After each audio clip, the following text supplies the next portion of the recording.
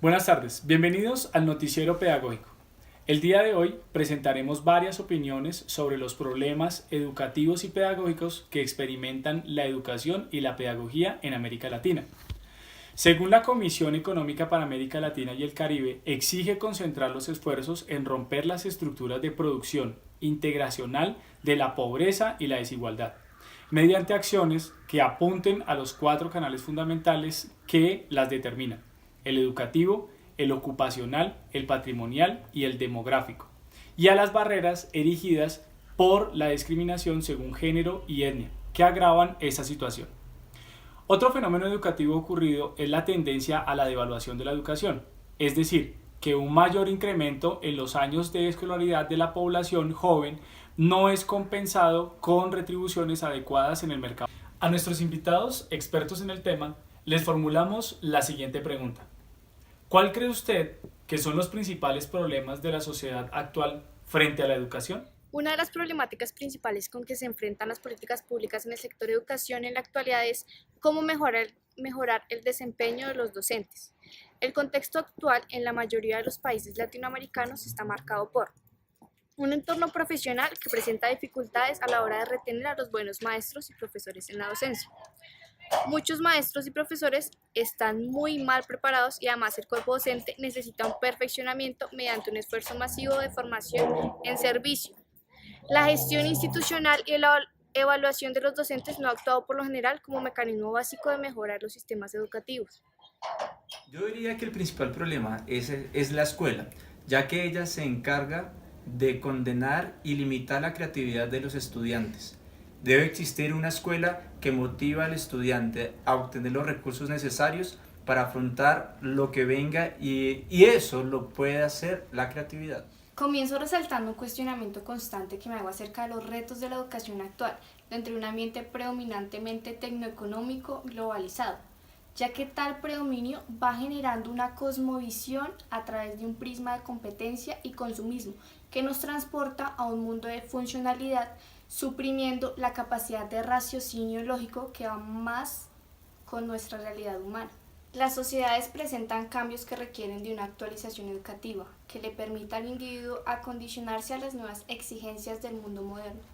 Una formación para lograr la estabilidad de las relaciones sociales y políticas, como sucede en la actualidad. La educación representa el sentido de la vida, llámese social o individual. Es la que ayuda a orientar el quehacer para nuestra existencia común. En la década de los 90, la mayor parte de los países en la región comenzó a desarrollarse procesos de cambio en sus sistemas de enseñanza media.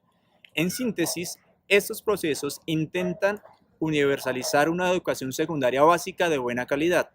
Esto incluía la formación de las nuevas competencias que reclaman el desempeño ciudadano y el desempeño productivo, en una sociedad caracterizada por requerimientos complejos y en un cambio permanente.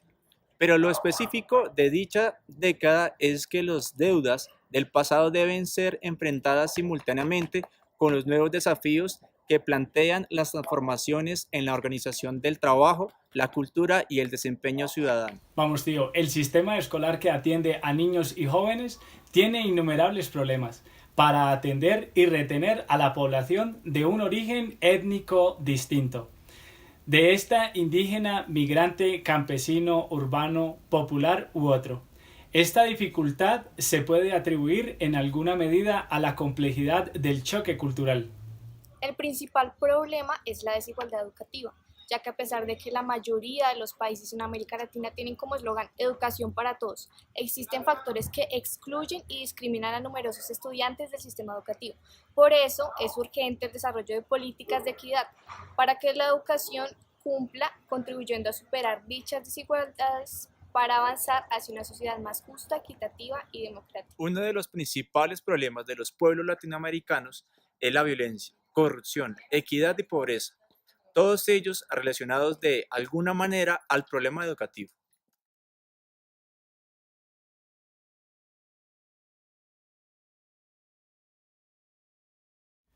Después de preguntarles a nuestros expertos sobre los problemas que ellos identificaron en la educación y la pedagogía en América Latina, le formulamos la siguiente pregunta: ¿qué principios o pilares fundamentales se necesitan para la educación actual? La educación no puede ni debe ser promovida como la única respuesta a los problemas sociales y económicos que aquejan a la humanidad. En un mundo de dominio del capital y la consolidación de las grandes corporaciones y bajo un esquema insostenible para la preservación del planeta y el bienestar de la mayoría de sus habitantes a largo plazo, es necesario generar mecanismos de contestación desde la educación al consumo, al considerar el pensamiento crítico como un medio que proporcione al individuo la posibilidad de reflexionar sobre el entorno y a su vez convertirse en un agente crítico de cambio. Pues tío, la educación aisladamente no puede resolver todos los problemas en que estáis inmersa la sociedad. Es necesario sentar las bases para una continuidad del aprendizaje, ya que una ciudadanía activa y productiva constituye un bien social fundamental. Yo considero que los principios deben ser 5: inclusión social, liderazgo en las instituciones educativas, contenidos, más enseñanza, más tecnología, nuevas técnicas de evaluación y fomentar la creatividad. Los educadores de hoy no podemos pasar sin ver la realidad actual. No se vale navegar con la bandera de la ingenuidad. Estamos obligados a recrear las problemáticas del momento, a echar mano de nuestra capacidad, así como de nuestra experiencia, a generar un nuevo modo de ver y actuar en la realidad. Es importante generar un pensamiento más axiológico que sustente una educación con elementos formativos y que tenga como finalidad a la conducta ética. En el contexto actual de transformación profunda de la sociedad en todos sus niveles, los países de la región deben enfrentar simultáneamente las demandas educativas postergadas de los sectores de menores ingresos y las demandas para satisfacer las nuevas exigencias de los sectores integrados. No estamos, por lo tanto, en una situación donde solo se expresan las demandas insatisfechas de los sectores que no han podido tener acceso a un servicio estable, sino ante demandas que provienen también de los sectores que ya han logrado acceso a él y ahora exigen su transformación. El modelo de desarrollo emergente ha traído consigo nuevas demandas tanto para los ciudadanos como para el Estado. Las economías abiertas, integradas al sistema global, requieren de una fuerza de trabajo internacionalmente competitiva, con un énfasis en la ciencia y la tecnología. Deben preparar a los alumnos para los trabajos de una economía moderna e internacionalmente competitiva. Deben fomentar el cambio científico y tecnológico. Deben promover la equidad social y la movilidad. Y deben preparar a la gente para que participe en el sistema democrático.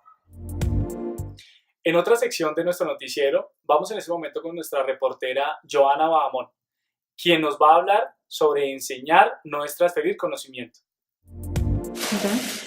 En épocas navideñas, algunos humanos acostumbramos a comer más de la cuenta. Al fondo están mis compañeros alistando un exquisito marrano navideño para celebrar la culminación del año escolar.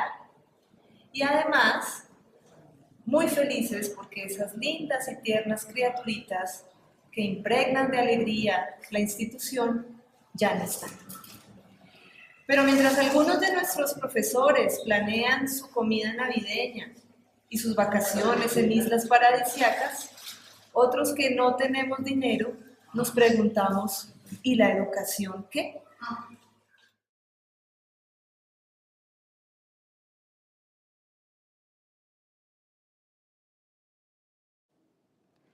Hoy en nuestro último programa del año, nuestro especial de Navidad, estamos con una persona muy apasionada y conocedora de Paulo Freire. Ella es Ángela Morales, trabaja conmigo en la institución Santa Lucía y además trabaja en la Universidad Pedagógica Nacional, que es líder en el conocimiento de Paulo Freire a nivel nacional. Ángela, buenos días. Queremos hacerte unas 2 preguntitas muy cortas. Lo primero es, ¿qué nos quieres compartir del pensamiento de Paulo Freire? Yo creo que lo más importante para recordar el pensamiento de Paulo Freire es su intención principal, que era hacer que todos recordáramos, hacer conciencia sobre el hecho de que la educación es una herramienta que puede liberar al otro, ¿sí?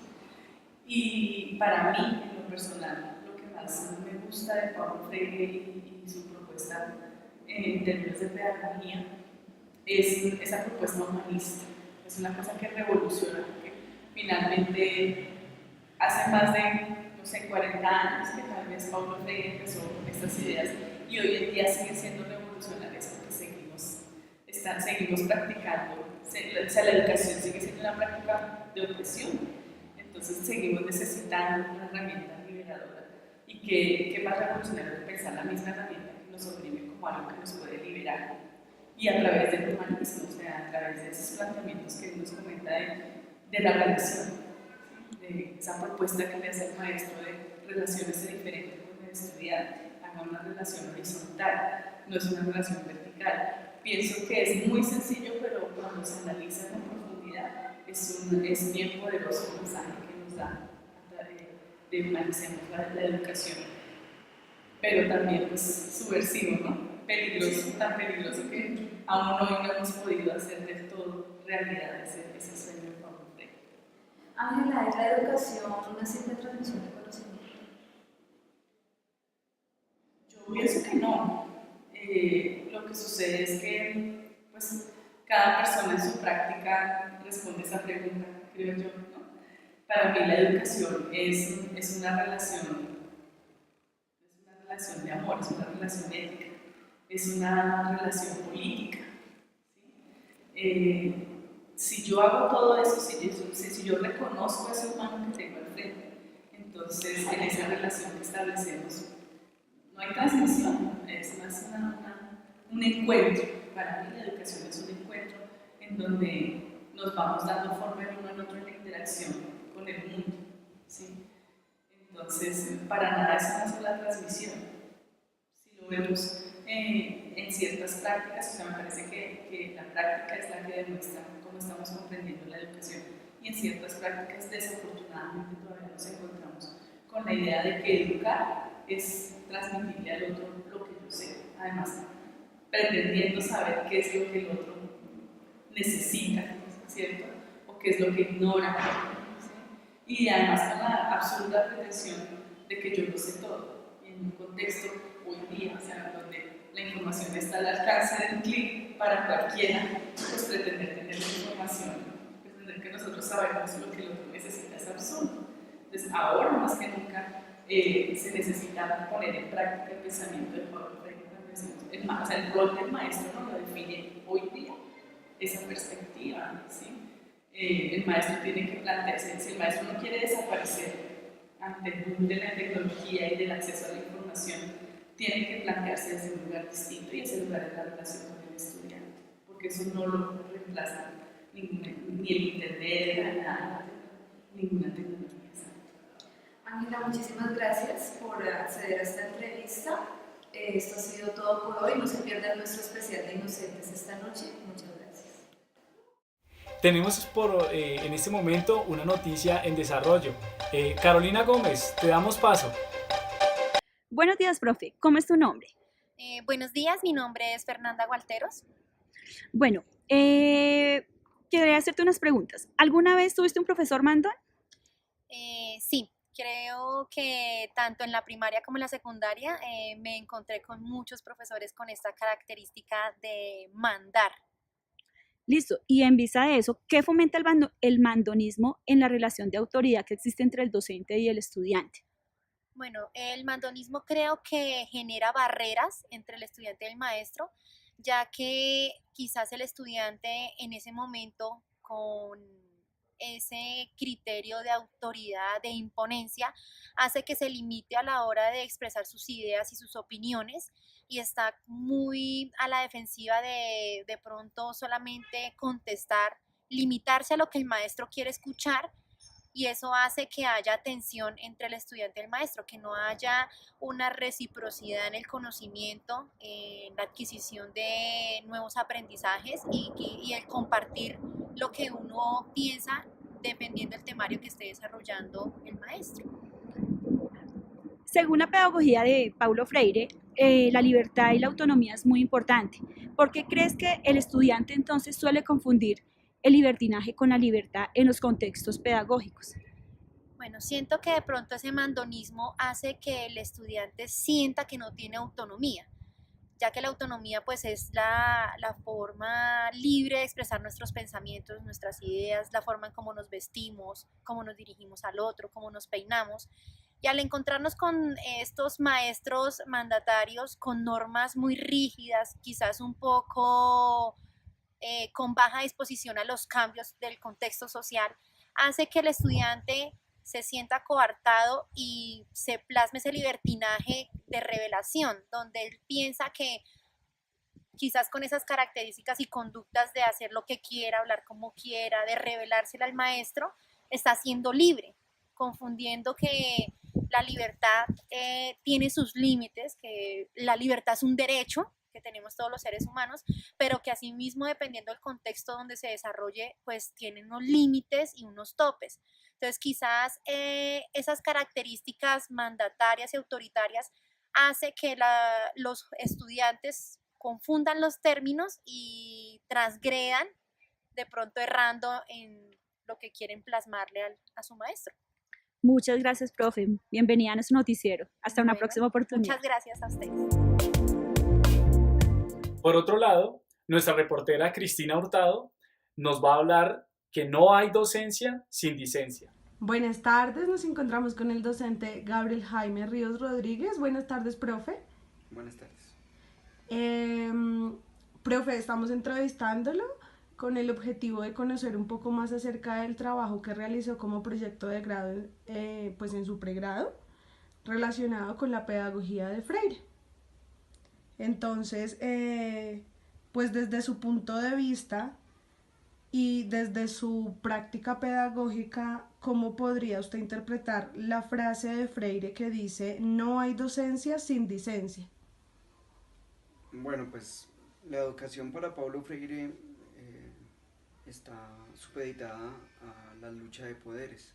Entonces, como heredera de la modernidad en la escuela, generalmente el maestro ocupa el rol de autoridad, es decir, de dueño de conocimiento. En este caso, desde el pensamiento de Paulo Freire, la forma en cómo él plantea la escuela y la enseñanza y la educación, el maestro nunca es dueño del conocimiento, sino que simplemente es una persona que está acompañando el proceso del estudiante para que el estudiante sea capaz de reconstruir, de recrear, de reflexionar acerca del pensamiento, acerca del conocimiento que se está tratando. Para nuestro cierre noticioso tenemos a Angie Cepeda,